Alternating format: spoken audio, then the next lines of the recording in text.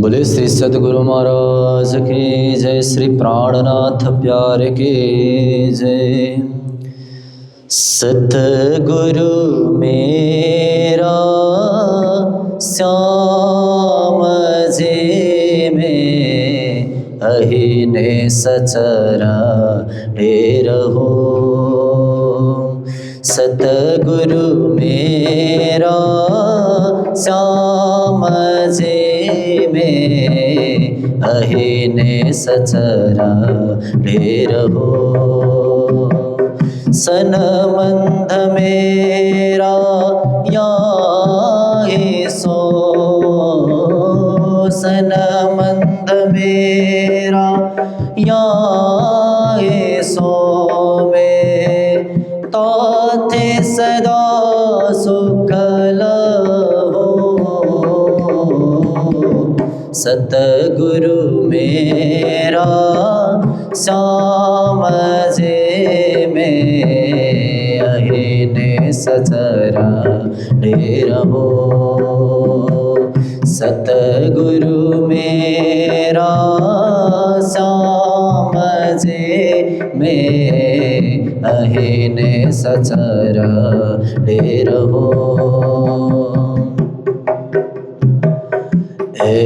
जो माया लोक छोदे, जो माया लोक छोदे, सब त्रिगुण को विस्तार। जो माया लोक छोदे, सब त्रिगुण को विस्तार। ए मोह अहम थे उपजे, ए मोह अहम थे उपजे, ताथे छूटत नाय विकार। ताथे छूटत नाय विकार। सतगुरु मेरा श्याम जी में अहिने सचरा रहो। सतगुरु मेरा श्याम जी में अहिने सचरा रहो।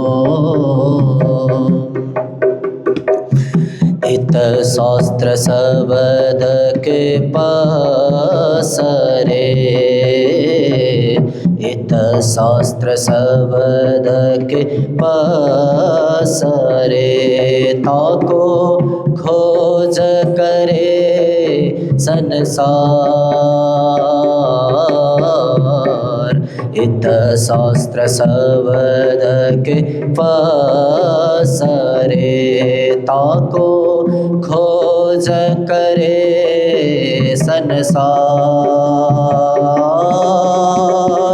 वाचा निवरते मोह में, वाचा निवरते मोह में, ताको खोज करे संसार। छूटत नाय विकार। सतगुरु मेरा श्याम जी में अहिने सचरा रहो। सतगुरु मेरा श्याम जी में अहिने सचरा रहो। में अहिने सचरा रहो। बोले श्री सतगुरु महाराज के जय। श्री प्राणनाथ प्यारे के जय। आकाश रोया सब अंगों मोह अहंगल्यो चहु ओर, निराकार निरंजन गलिया, जाय रहा अंतर ठोर, जाय रहा अंतर ठोर। बोलो कृष्ण कन्हैया लाल की, श्री निजानंद स्वामी की, श्री प्राणनाथ प्यारे की, महारानी बाईजुराज की, महाराजा छत्रसाल की, गुरुजी मंगलदास महाराज की, श्री कृष्ण प्रणामी धर्म की, तीनों पुरी धाम की, सर्व सुंदर साथ की, इसके आग फूंक दई प्रणाम। उपस्थित धर्म प्राण शिरोमणि समस्त सुंदर साथ जी, देखिए प्रेम, एक प्रेम होता है परिवार प्रेम, मेरा घर मेरा परिवार, बस उसी से स्नेह लगाए बैठता है, कभी घर छोड़ भी नहीं सकता है। कहीं कोई मेला है, उत्सव है, तीर्थ है, व्रत है, उसका घर छूटता ही नहीं, उसका परिवार कभी छूटता ही नहीं है। तो ऐसे व्यक्ति को परिवार प्रेमी कहा जाता है। वो सोचेगा तो केवल अपने परिवार के लिए, सामाजिक सोच उसमें नहीं होती है कि समाज भी है, मुझे समाज के लिए, धर्म के लिए और संगठन के लिए कुछ करना है, ऐसी भावना उसमें नहीं आती, क्योंकि सीमित सोच है ना। तो उस सीमित सोच में क्या होता है कि मैं और मेरा परिवार, मैं सुखी रहूं, मेरा परिवार सुखी रहे। और एक वर्ग ऐसा है पैसा प्रेमी, जहां देखो पैसे की कमाई होगी कि नहीं, उसका ध्यान ही पैसे में होता है। पैसा बटोरो, पैसा कमाओ, अपने बैंक में डालो, अपना बैंक का बैलेंस बढ़ाओ, ऐसे पैसे के पीछे लगे रहते हैं। कई लोग व्यापार करते हैं तो दिन रात समय लगाते हैं पैसे के लिए, और कोई मांगने वाला कुछ आता है तो कुछ नहीं, उसको डांट के भगा देते हैं, भागो आगे निकलो ऐसा बोल करके। इतना पैसे से उनको लगाव होता है कि अतिरिक्त कुछ दिखता ही नहीं है। कमाई ही सब कुछ है, पैसा ही सब कुछ है, जो मुझे चाहिए, ऐसी सोच रखते हैं। तो उन लोगों को पैसा प्रेमी कहा जाता है। और तीसरे होते हैं परमात्मा प्रेमी। मेरे धनी, मेरे पिया, मेरे परमात्मा, मेरे श्री राज जी, मेरे तो आधार राज श्यामा के चरणार बिंद। राज जी ने दुनिया में भेजा तभी तो परिवार जुड़ गया, तभी पैसा भी मिला। मूल तो राज जी है ना, राज जी है तो सब कुछ है, परमात्मा है तो सब कुछ है, परमात्मा नहीं तो कुछ नहीं। इसलिए मुझे परमात्मा प्रेमी बनना चाहिए। ये भाव जब जग जाता है तो शाम सवेरे पूजा पाठ जप ध्यान नित्य नियम, इस प्रकार से वो सत्कर्म में जुड़ जाता है, सद्भक्ति से जुड़ जाता है, सत्संग से जुड़ जाता है। तो ये क्या है कि व्यक्ति के स्वभाव पे निर्भर करता है, किसका स्वभाव किस तरफ झुका हुआ है। जिसका स्वभाव परिवार में झुका है वो परिवार के अतिरिक्त कुछ आगे बढ़ नहीं सकता, छोड़ नहीं सकता, कोई तीर्थ व्रत दर्शन कुछ नहीं कर सकता, वहीं मर जाएगा, जीवन का अंत वहीं हो जाएगा। और जो पैसा प्रेमी है वो भी पैसा पैसा करते हुए लेके कुछ नहीं जाएगा। दुनिया में खाली हाथ आए और खाली हाथ जाना है। तो परमात्मा प्रेमी जो होते हैं वो भी दुनिया से कुछ लेकर के नहीं जाएंगे, पर अपनी भक्ति को लेकर के जाते हैं, अपना धर्म साथ लेकर के जाते हैं कि जो धर्म जो पुण्य उन्होंने किया, जो राज्य की आराधना की, राज्य की पूजा की, वही उनके साथ जाता है। बाकी परिवार साथ नहीं जाएगा, धन साथ नहीं जाएगा, केवल हमारी सद्भक्ति हमारे साथ आत्मा के साथ जाती है। इसलिए हमें तो सद्भक्ति का मार्ग ही चुनना है। जब सद्भक्ति का मार्ग चुनेंगे तो परिवार भी पीछे पीछे चला आएगा आपकी भक्ति देख करके, पैसा भी आपके पीछे पीछे चला आएगा। आप देखिए, मूल को पकड़ना है हमें, शाखाओं में नहीं अटकना है। हर चीज़ का मूल होता है, मूल को पकड़े तो शाखाएं अपने आप ही बस में हो जाती है। शाखाओं में लटके रहे तो मूल तक नहीं पहुंच पाएंगे। और हमारी भक्ति मूल की भक्ति है, मूल मिलावे की भक्ति, मूल पूर्ण ब्रह्म परमात्मा की भक्ति। इसलिए मूल से जुदा होना, मूल से भिन्न होना, ये हमारा धर्म नहीं है। तो आज की चौपाई में श्री जी महाराज समझा रहे हैं, इसके आग फूंक दई। परमात्मा की भक्ति रूपी जो प्रेम है ना, क्योंकि प्रेम होता है तभी पूजा होती है। और परमात्मा पूजा के भूखे नहीं होते, प्रेम के भूखे होते हैं। पूजा एक माध्यम है, प्रेम चढ़ाने का एक माध्यम है, साधन है, पर वही सब कुछ नहीं है। हमें तो साध्य को पाना है ना, साधन के माध्यम से साध्य को पाना है। जैसे कहीं कहीं हम क्या करते हैं कि नाव में बैठ कर के नदी पार करते हैं, तो नाव हमारे लिए साधन हुआ, नाव ही साध्य नहीं है। जब नाव से उतरते हैं तो आगे की यात्रा प्रारंभ करते हैं। इसी प्रकार से साधन का प्रयोग होना चाहिए, परंतु साध्य की प्राप्ति के लिए साधन में अटकना नहीं चाहिए, साध्य की ओर आगे बढ़ना चाहिए। तो इसके आग फूंक दई, जब प्रेम रूपी आग जलती है ना, प्रेम की आग बिरह के रूप में जलने लगती है, लाग्यो सब ब्रह्मांड, फिर उस आग से ब्रह्मांड भी सुलगने लगता है और ब्रह्मांड में भी उसका पूरा असर हो जाता है। जब पहुँची झाला अंतर लौं, और ब्रह्मांड हम देखें तो ब्रह्मांड तो बहुत बड़ा है, 14 लोक का विश्व ब्रह्मांड है, पर हमारा शरीर भी पिंड तो है ना, ब्रह्मांड का एक अंश है। तो जैसे ही प्रेम की आग सुलगती है तो हमारे पूरे शरीर में उसका असर होगा। कैसे असर होगा कि सुबह सुबह आँख खुल जाती है।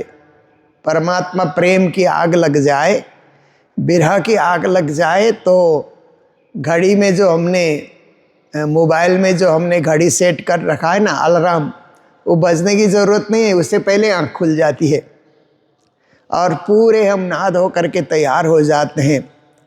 उसके बाद भक्ति में, पूजा में, सेवा में, साधना में हम संलग्न हो जाते हैं।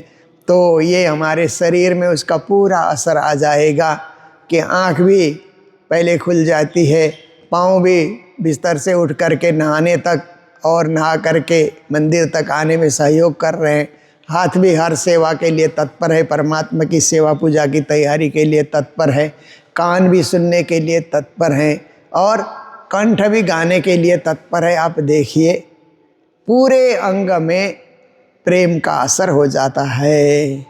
जब पहुँची झाला अंतरलों, और प्रेम की ज्वाला सुलगते हुए अंतर आत्मा, अंतर हृदय और अंतर आत्मा तक जा कर के पहुँचती है, तब क्यों रहे ये पिंड, फिर तो आत्मा जागृति का मार्ग शुरू हो जाता है।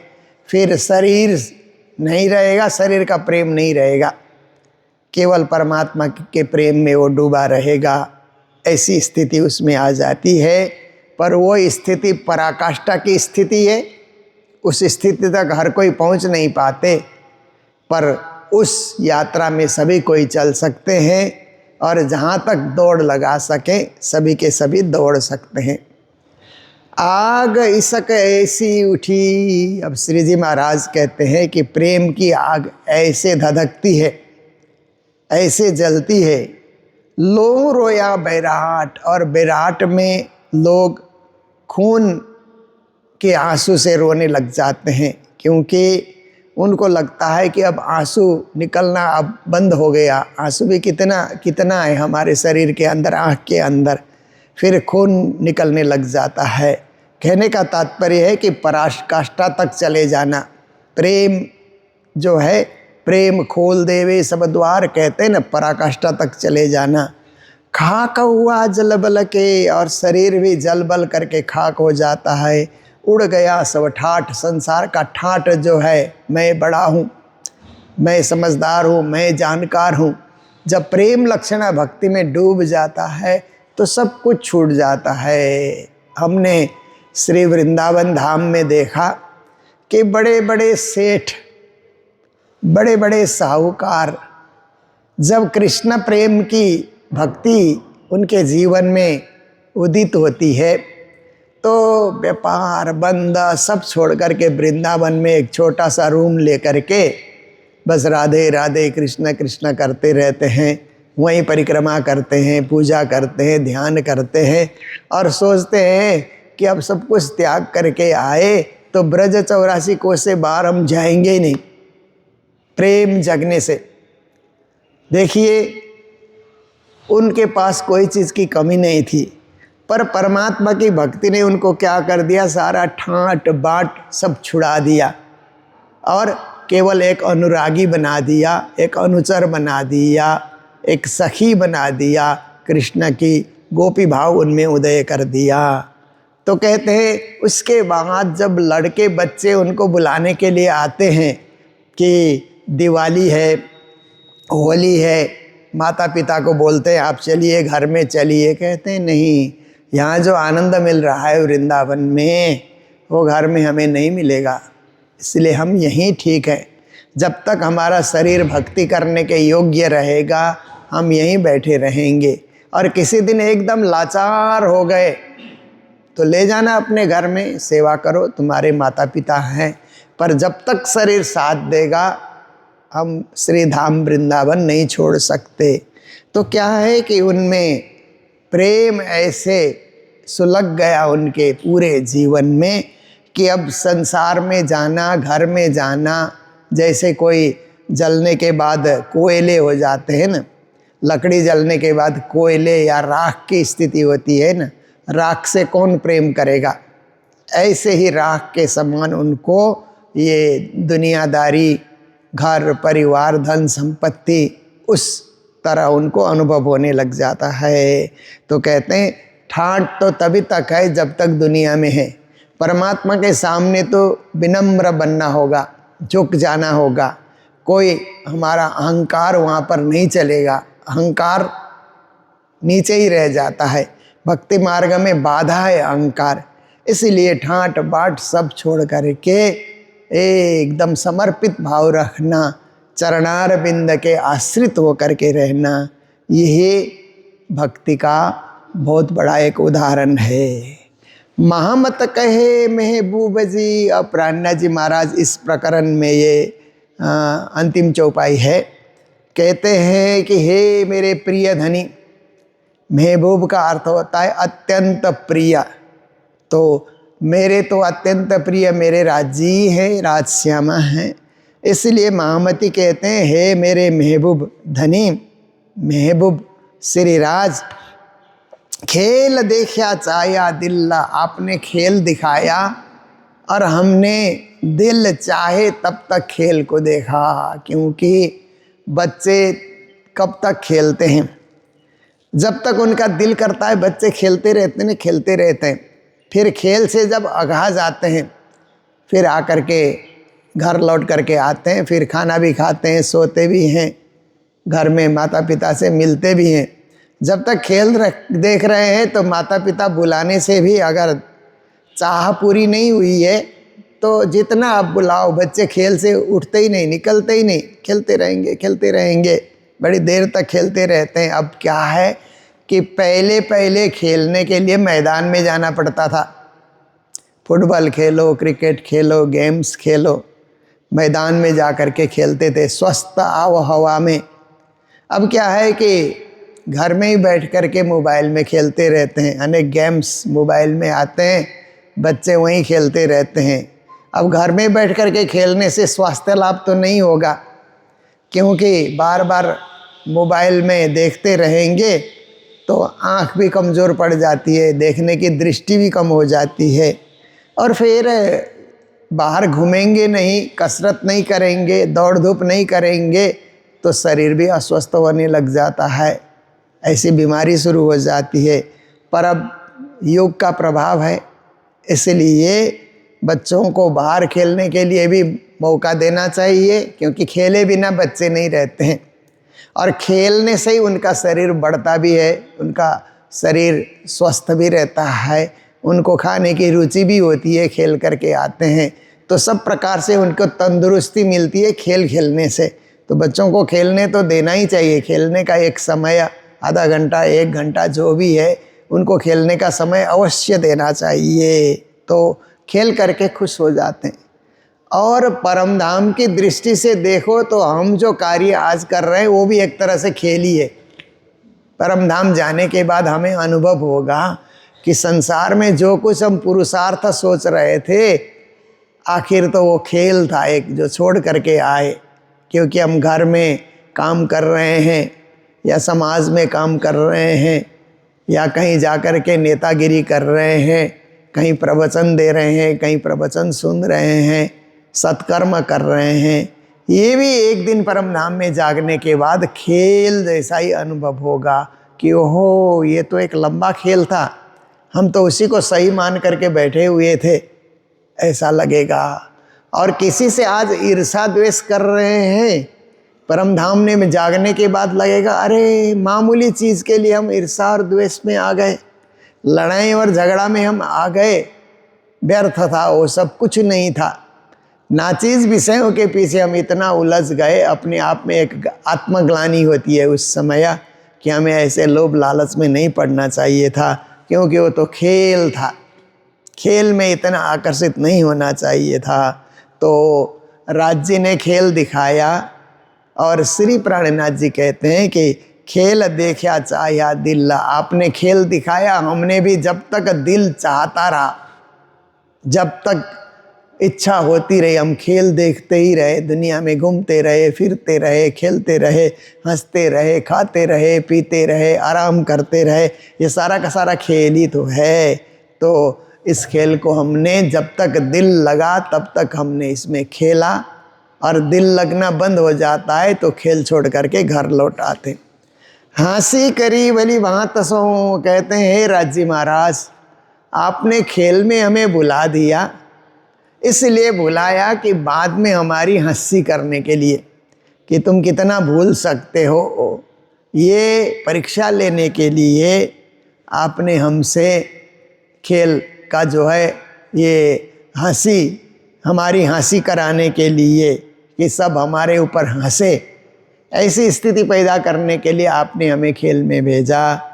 पर इतना भी फंसना नहीं चाहिए, इतना भी आकर्षित नहीं होना चाहिए कि परम धाम में जाने के बाद हंसी हो जाए, क्योंकि परम धाम में जाएंगे तो राजी महाराज एक एक सखी को कहेंगे खड़ी हो जाओ, तुमने क्या खेल देखा। तो अपने भूल के विषय में कहीं बोलना हो तो वो कठिन हो जाता है ना, दूसरे लोग गलती कर रहे हैं तो वो शिकायत करना आसान हो जाता है, ये भी गलती कर रहा है, ये भी गलती कर रहा है, ऐसा करके। पर खुद की गलती कहना ये बहुत दुर्लभ, मतलब मुश्किल हो जाता है। तो सखियों को जब राज्य महाराज खड़ी हो जाओ ऐसा करके आदेश करेंगे तो हर सखी को कैसा खेल देखा उसके विषय में वर्णन करना हो तो फिर बहुत ही मुश्किल समय होता है। और जब वर्णन करने लगे तो दूसरी सखियां जोर से हंसती है, राज्य महाराज भी हंसते हैं, अच्छा इस प्रकार से आप फंसे, इस प्रकार से आप उलझे माया सागर में। ऐसे जब हंसी होती है तो कोई अपने पर हंसे तो उस समय एक प्रकार का अपमान का बोध होता है ना, अंदर ही अंदर, आप बोलें या न बोलें पर जरा सा आपके मन में अपमान का बोध होगा कि लोग मेरे पर क्यों हंस रहे हैं, ऐसी कौन सी बात हो गई कि लोग हंस रहे हैं, मेरी कोई गलती हो गई होगी। तो परम धाम में भी हंसी होगी। तो प्राणनाथ जी महाराज ने कलश में एक चौपाई में कहा, ए हाँसी सत ठौर में कोई मोमिन कराओ जिन्ना। ऐसा कहा कि हे ब्रह्म आत्माओं, ये परम धाम में हंसी मत कराओ, जिन उपजे मोमिन को इन हंसी का भी दुख। फिर कहते हैं ब्रह्म सृष्टि को हंसी होने के बाद मन में दुख होगा, परम धाम में दुख होना ही नहीं चाहिए। इसलिए वहाँ दुख उत्पन्न हो ऐसा कार्य हम दुनिया में क्यों करें। दुनिया में करेंगे तो कुछ ना कुछ तो वेदना वहाँ पर होगी होगी, जबकि वो वेदना रहित देश है। इसलिए यही हमको जागना है और हंसी का पात्र नहीं बनना है, सजग होकर के राज्य की भक्ति में संलग्न होना है। तो राजी महाराज कहेंगे सखी खड़ी हो जाओ, तो फट फट फट आपको याद किया, आपकी भक्ति की, आपके मंदिरों में गए, आपकी पूजा की, आपकी आराधना की, संपूर्ण चीज़ वो व्याख्या करती है। तो हंसने के लिए जगह ही नहीं है ना, सब कुछ सही है तो क्या हंसना, आप उसको क्या सजा देना, सजा देने की जगह ही नहीं है। विद्यार्थी पढ़ने में भी अच्छा है। अब हम प्रणामी बालिका विद्या मंदिर के पुरस्कार वितरण समारोह में जाते हैं, इस बार भी मुझे जाने का मौका मिला, अपना ही स्कूल है इसलिए हम जाते हैं। और स्कूल में हम देखते हैं कि बच्चे पुरस्कार लेने आते हैं, तो कुछ कुछ बच्चे ऐसे हैं कि हर सब्जेक्ट के पढ़ने में तेज़ हैं, लैंग्वेज में भी, मैथमेटिक्स में भी, साहित्य में भी, लिटरेचर में भी, सब में पढ़ने में आगे आगे हैं। और अटेंडेंस भी उनका अच्छा है, कैरेक्टर भी उनका अच्छा है, एक्स्ट्रा करिकुलम में भी बच्चे अच्छे हैं। तो कई पुरस्कार एक ही बच्चे को मिल जाता है, बार बार वही पुरस्कार लेने जाता है, तो दूसरे बच्चे नहीं ले पाते हैं, क्योंकि उन्होंने किसी भी क्षेत्र में प्राप्ति के लिए कुछ बहुत ज़्यादा मेहनत नहीं किया। खाते पीते रहे, थोड़ा बहुत पढ़ते रहे, अध्ययन करते रहे, पर दिमाग को सक्रिय नहीं किया, दिमाग को चेतनशील नहीं बनाया, इसलिए कुछ भी हासिल नहीं कर सके। चलो एक चीज़ नहीं हासिल कर सके तो दूसरी चीज़ लो, खेलकूद में लो, या जो स्कूलों में बहुत कुछ कंपटीशन कराया जाता है उसमें लो, कंप्यूटर में लो, किसी में लो, पर निस्तेज होकर के बैठेंगे तो कहीं भी कोई मान्यता नहीं मिलेगी।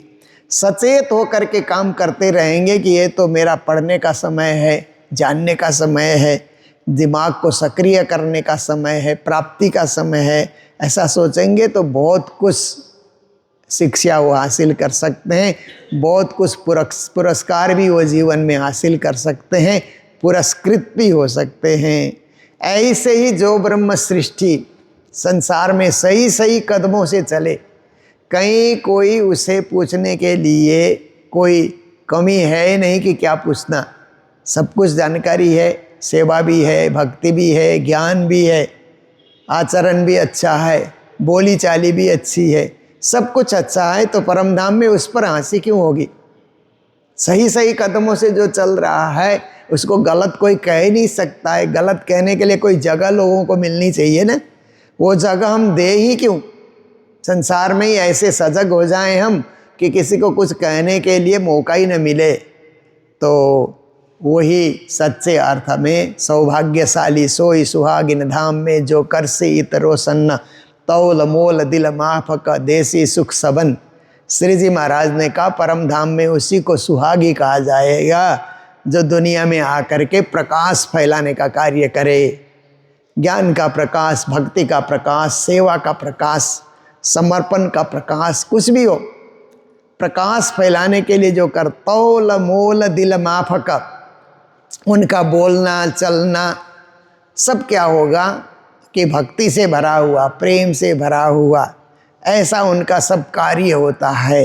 तो देसी सुख सबन, वो जहाँ भी जाएंगे सबको सुख देंगे, दुख नहीं देंगे। कुछ लोग ऐसे होते हैं कि जहाँ पहुँचे वहाँ दुख देने पहुँच जाते हैं, दुखदाई लोग होते हैं। और कुछ लोग सुखदाई होते हैं, जहाँ जाएं सुख देते हैं, सेवा करने लग जाते हैं, फटाफट सबको सुख देते हैं, सबको खिलाते हैं, सबको सोने के लिए व्यवस्था कर देते हैं और सबको नेतृत्व कर देते हैं, सबको राह दिखाते हैं।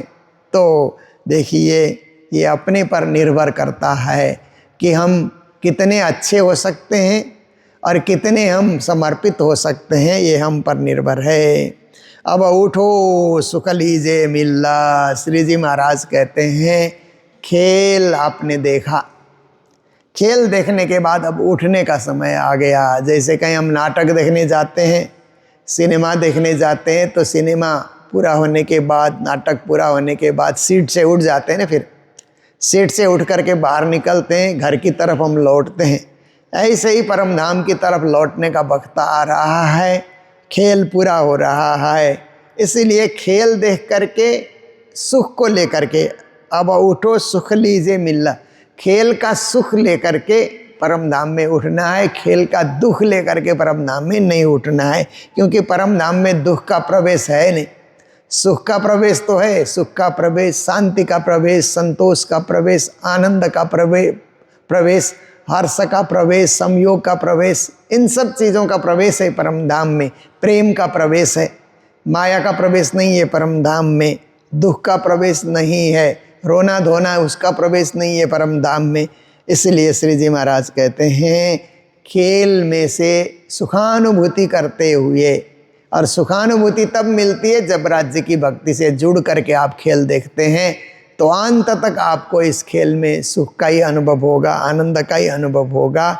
और राज्य के चरणों में जा कर के आप जब मिलेंगे तो भी आनंद ही आनंद का विस्तार होगा।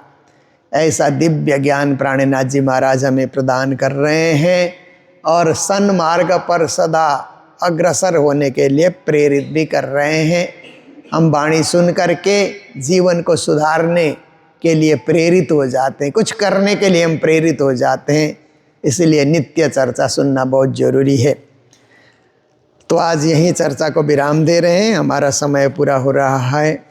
हमें दिल्ली निवासी पद्मा भगत जी और दीपक भगत जी की ओर से कॉर्पस फंड के लिए सेवाएं प्राप्त हुई है, तो दोनों युगल दंपति को मंगल बधाई, मंगल कामनाएं देते हैं कि राज्य उनको सदा सुखी रखें और सत्कर्म में, सद्भक्ति में लगे रहें। तो इन्हीं शब्दों के साथ आइए चौपाई दोहराते हुए प्रसंग को विराम दे रहे हैं। बोलो श्री प्राणनाथ प्यारे की, सतगुरु महाराज की, श्री धाम के धनी की। महामत कहे महबूब जी, खेला देखा चाह्या दिल, हाँसी करी भली भांत सो, अब उठो सुख लीजिए मिला, अब उठो सुख लीजिए मिला। बोलो श्री प्राणनाथ प्यारे की, श्री धाम के धनी की। प्रणाम।